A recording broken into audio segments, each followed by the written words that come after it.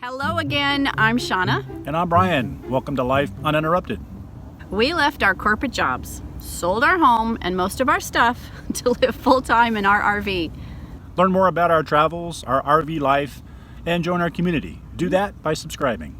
Today's video is pretty much going to go over our 6-month on the road anniversary, Can if you you will. believe it's already been 6 months? It's actually, we're in our 7th month. Yeah, it's actually 7 months. But we had a heck of a lot of stuff going on in November that we're a little behind in getting to this. Yeah, definitely. So we're going to talk basically, as we said earlier, stick around to the end of the video. We'll talk about some of our actuals. And we're just going to go through a few of our things, you know, what we originally planned, what reality was, and some of the lessons learned from our 6-month anniversary on the road. Yay! And we have called this, What Were We Thinking? Well, we were thinking that we budgeted properly for the entire year. Yeah, not the case entirely. Some cases, yes. A lot of cases, no. A lot of cases, no. Every single month we overspent. Yeah. Food and drink was our Achilles heel. Yeah, it was, absolutely. And a big part of that is because we couldn't get out of vacation. But we fell into that trap that so many full-time RVers fall into when they first start out. And we were warned about it. We were absolutely warned about it, and we still did it. That said, I mean, we're not hot dog, macaroni and cheese people. It's fine. Ramen. No offense if you are. Right. But yeah, so you know that kind of helped run up our bill too, because we eat probably more expensive foods than we should eat. But We that do makes well, sense. and dining out as well. Yeah, we do a lot of dining out and going places. You know, you want to kind of sample the local fare and you know, breweries and those kinds of things. Yeah. You know, all things in moderation. Maybe we'll have to look at it next few months and do that once or twice a month versus several times a month. Yeah. Yeah. Now we budgeted, just for FYI, we budgeted $400 a month for groceries, and we grossly overspent that. Grossly. Well over 800, I think. Yeah, definitely. And then that's not even including our dining out. Right. Yeah. So huge expense. One of the other areas that we overspent was in fuel. Yeah. And we did a lot as far as trying to find gas stations by using a Gas Buddy app, trying to find stations that were on the lower end. Right, so we use Gas Buddy, and also we have a MasterCard through Sam's Club, which gives us, I believe it's 3% back on gas. So we have gotten quite a bit of money back on gas rewards through Sam's Club and through Gas Buddy. So, you know, we didn't factor that in our overall gross budget for fuel, but quite a bit more than we'd anticipated. Yeah, definitely. And that was partly because we're moving so much. We're moving quite a bit more than we'd initially thought we were, which then drives up fuel costs. So yeah, good lessons learned. So going forward, we're going to make some changes in that area, and some of the things that we can do. One of them is to make sure that we're doing better meal planning. We were on keto when we started out 2019. We got off of that just because of all the local fare that we wanted to try and the breweries, as you mentioned. We're going to get back on that. So better meal planning should definitely help us with the food expense. And then maybe one day out of the week, 2 possibly, we'll dine out, but definitely not throughout the week. We're just going to have to cut that back. yes, and then also staying longer at locations. You know, when we went east, we kind of had a schedule and an agenda, so we just moved a lot faster than we'd anticipated, which then drove a lot of cost. You know, fuel, food, all those kinds of things. So definitely going to stay longer, reduce the dining out, plan our meals better, and I think lastly probably take more advantage of memberships that we have. Yes, that we purchase throughout the year to help us cut down on those costs. Lodging, we didn't do lodge. We call it lodging, but your RV sites. We didn't. Camping fees, whatever. We didn't do too bad in that area, but with the ability to use our memberships a little bit more by staying longer in places, I think will help reduce costs. And what were we thinking? We consider ourselves seasoned RVers, not seasoned full-timers, but we've had a number of RVs, and you know, at one point in our lives we would go pretty much every weekend. we relied on a lot of that weekender experience. Probably not the smartest thing to do in terms of setting up and tearing down our sites whenever we would go either off grid, if you will, or staying at campgrounds, and that cost us a couple of times. That really came back to haunt us. And something that we realized as a result of some of the issues that we encountered along the way was that there are many variables that can impact your setup and your takedown. Some of those can be weather, time constraints. You may be in a hurry to meet that checkout time and may not be as thorough as you should be. There are some cases where one of us may not be feeling well and may not be thinking as clearly. Communication between the two of us. I thought Brian did something. Brian thought I did it. That type of thing. And then as a result of just relying on our past experience, we did have some incidents that occurred. One of them was, as you just mentioned, the awning that started to, would you say, unfurl? Yeah, as we were going down the highway. We also, and we have a video on that as well. Another was the brakes. Yes. Another one are the brakes, or the brakes on one side of the Jeep. The brakes were a big deal. Again, I had hooked up the Jeep to the motorhome many times, and I don't know what happened. Somehow the cable got wrapped around a lever on the brake controller there on the hitch, and the brakes were on the front of the Jeep for I don't know how many miles and burnt the front of the Jeep up with the brakes and rotors and all that. And it was about a $1,300 hit, I think, something like that. It was very scary. Yeah, it was scary. It actually had a fire. I'll put a link to that video as well. We had a fire on the Jeep, so that was a little scary. We've had pocket doors swing open, drawers fly open, and that sort of thing. And all of this that we're sharing with you here could have been prevented. It really could have been prevented by something very simple. And that's creating a comprehensive checklist, for both setup and tear down, so that you have every item specific to your rig and what you do. We use FMCA. There's an app that you can go online and download that to your iPhone. It's it can be a generic checklist with lots of generic things on it, or you can modify that checklist specific to your rig. Like ours, I've modified a lot of the checklist items to be very specific. So don't get complacent. This is a really, really important part of RV life, is to have that checklist for setup and takedown.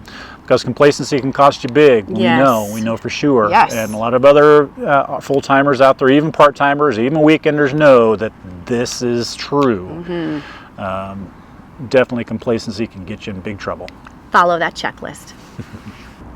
What were we thinking? Weather.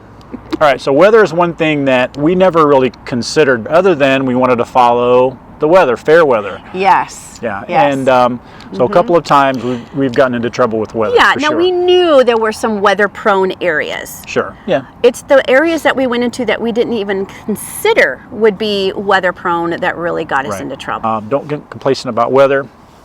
And make sure you know when you study the weather in your area, how long you're going to be there, what your long-term, short-term forecast is. Yes. Lots of tools out on the internet to find that information out. So we're not really going to cover that here.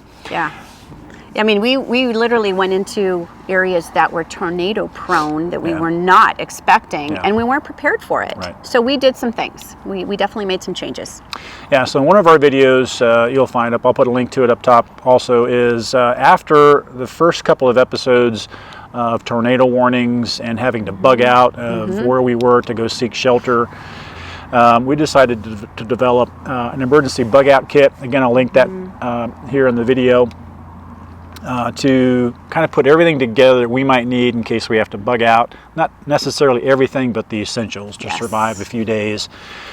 We purchased a NOAA radio in addition to our weather apps. Right, a NOAA weather radio, and you can tune that to the specific area you're in, put in the zip code, and what will happen is when a severe weather alert is released by NOAA, it'll come onto our radio, siren will go off, lights will flash. Scare the crap out of you early in the morning. Yes, an alarm goes off. Usually late at night, early in the morning. But that has worked a few times. So we recommend that. I'll put a link to that particular radio that we use in the description. What were we thinking? Nice. Okay. Well, what we were thinking was that once we arrived, we'd have no problems at all with the site. That didn't happen. Yeah, that never really happens. Occasionally you might get lucky, but yeah, there were several occasions where we got to campgrounds that a state campground or an Army Corps of Engineer campground. We got there and we just couldn't get level. No Right. possible way. We're 13, 14 inches low in the back and the front and the side. It was crazy. So, we had to leave there and go find someplace else. We ended up paying too much at an RV park because we had no other choice. It's getting late. We knew that the sun was going down and a storm was on its way. So we ended up paying way too much, and then just the overall disappointment. Yeah. And I remember that one campground, state park, that we had to leave in South Dakota. It was beautiful, Yeah. but we couldn't get level.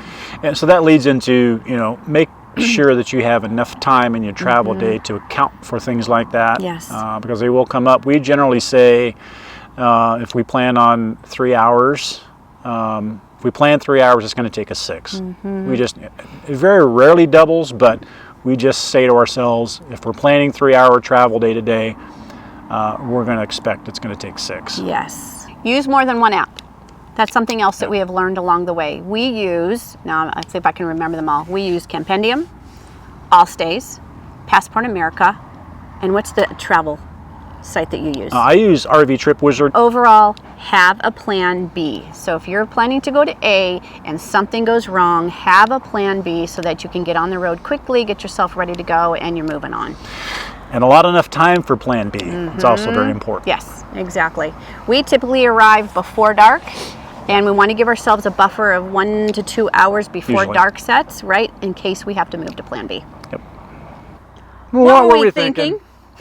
So we knew that we wanted to get a few different memberships that would help us save on camping fees and different sorts of maybe national park entrance fees and things like that. Yep, and RV needs. And RV needs. Yes. And so far, the ones we did choose that we'll talk about here in a minute have pretty much paid for themselves. They have. I think this is probably one of the best things that we did, Yeah. that we decided to do for our full-time RV life, and purchase them when we did.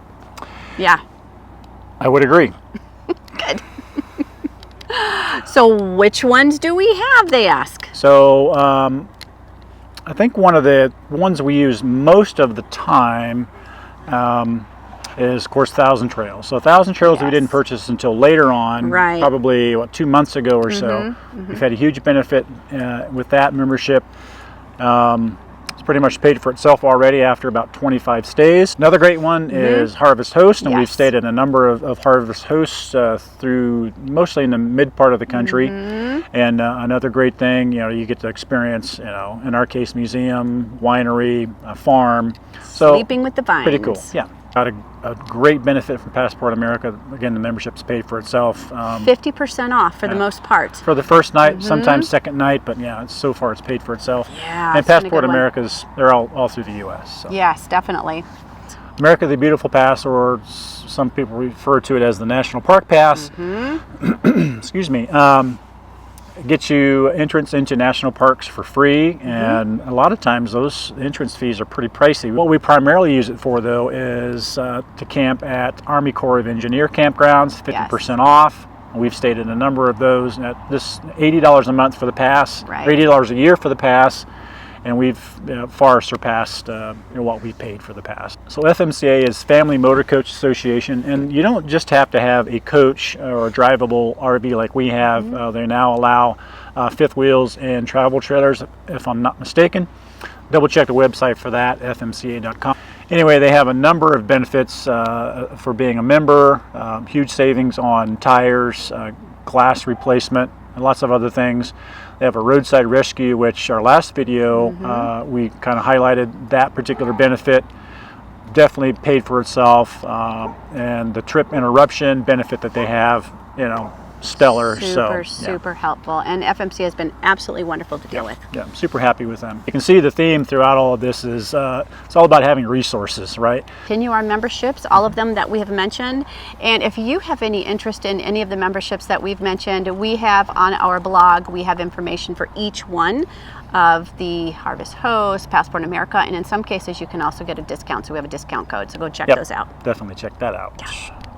What were we thinking? So going into this life, we knew that we needed to have internet and strong internet connectivity. Somewhere around 95% of the time we've had great connectivity. And so we have a couple different plans. We have AT&T Unlimited, and of course we both have iPhones with Verizon, and we use those hotspots when we need to. I did install a cellular router with a booster, which most of the time gives us great connectivity, great upload and download speeds, and so I really can't complain. We certainly haven't expected it to be perfect. It's been frustrating a few times, but other than that, pretty happy with that. We might consider a third backup like Sprint, just to ensure that we're covered in all areas, especially for upload. And I think It's important. if we do go to the Sprint option, it'll be a standalone hotspot instead of trying to use our phones or, again, the cellular router that we have in the rig. Definitely like a jetpack or something. So. Yeah. What were we thinking? Did you make big eyes? Oh my goodness. All right, so this last one is about our Jeep, and we did purchase a Jeep to tow behind our motorhome. You can probably see it right back there. It's a Jeep 4x4. We wanted that so that we could, if we wanted to, go off the beaten path, trail ride or whatever. Sightseeing, four-wheeling, yes. I mean, the reality is... and we have done that. We've done it. We have done that. Mm-hmm. The reality is that we don't use that near as much to do that as we do just to take long distance jaunts to someplace, like to drive from here to another spot of sightseeing or whatever. Right. Go to the grocery store. Go check out another campground. Whatever that might be. Primarily what we use it for. What we do find we use more often than not are our e-bikes. Best purchase ever. Being able to go to places that we couldn't necessarily go to with our Jeep. We've seen some really cool things that we couldn't necessarily have seen with our Jeep. Great example of that is the Great Allegheny Passage in Pennsylvania. We rode that for a pretty fair distance, and it was one of our first rides, big rides on the bikes when we bought them. So it's just an example of being able to get off the beaten path. And here in Arizona, it's a great. There's just tons of trails everywhere, so it'd be a great opportunity to get those out here too. Yes, the second place that we went was Daytona, and being able to ride our bikes from our Thousand Trails Park to the beach, and then down the beach. Oh my gosh, I will never forget that. That's going to be probably 20 miles on Daytona Beach. I don't know, or more. Yes, at least. Yeah. They were so fun. Right on the beach, right next to the ocean. So very cool. So it was one of the best purchases that we have made in the last 6 months. I think so. Really enhanced our experiences. Yeah, plus they fold up and go right in the back of the Jeep. Our recommendation to you is get off the beaten path with some other form of fun, whether that is a regular bike, an e-bike, a kayak, a paddleboard. There is so much out there for you to see and to experience. It doesn't have to cost anything. Go out, get out there and do it. Once we get out of the vacation mode, we'll get into more of the routine of full-time RV life, but definitely no regrets. Doing what we've done. We don't miss. I don't miss any of the stuff we had that cluttered us, cluttered our minds, cluttered our ability to go and do and enjoy life. Do you miss the house? Don't miss the house. Don't miss all the maintenance. No. Don't miss the yard guy not showing up to do yard work or the messy pool. Don't miss any of it. None of it. None of it. Nope. And I don't know if that's surprising to people, but we don't miss it. Nope. And we feel very, very comfortable in our 200 square feet. It feels like home at this point. It's kind of profound. So we lived in our home, let's just use the last one, for 5 years. Hardly ever saw any of our neighbors other than going in and out of the garage. We have made more friends, and we've had more interactions with our friends and with other people in the 6 months. Yes, in the 6 months of RV life than we ever had in our sticks and brick. Your ability to meet people on a different level, I think, for us has been kind of cool. Yes, and you have that immediate connection. For so many full-timers that we've met, we've all been through we all have very similar challenges. We have similar reasons for getting into this life. And you just have this immediate connection, which is so cool. Like-minded people. Yeah. We don't have any plans to stop doing this. No way. We don't have a plan B. We haven't yet decided what we're going to do for 2020, and I would imagine as we are sitting around with relatives and friends over the holidays, we'll probably come up with a plan.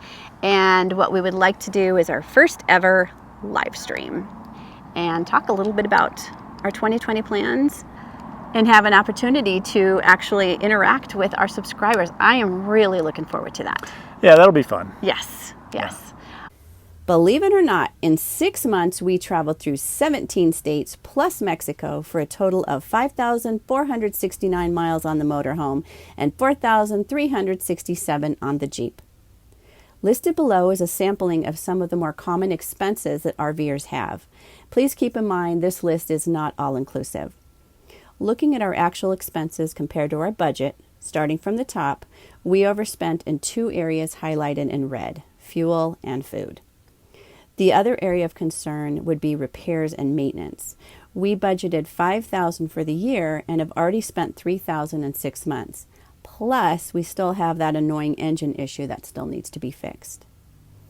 We were so curious to calculate our average lodging costs, and when we did, we found we averaged $20 per night when staying in RV parks and campgrounds, and just $13 a night when we factored in boondocking, lot docking, and Thousand Trails. We expect this number to be even lower as we take advantage of more Thousand Trails parks and boondocking in the next 6 months. In summary, we obviously have some work to do to lower our food, drink expenses and will likely exceed our repairs and maintenance budget for the year. We're curious how our budget and expenses compare to yours. Leave us a comment below and let us know. Well, that about wraps it up for this video, I think. If you haven't already, consider subscribing and joining the Lou Crew. We'd be happy to have you along. Love it. Hit the notification bell so you're notified when we release a new video. Give us a thumbs up if you like the video. Leave a comment to share other ideas with us in our community. Until then, We'll see ya.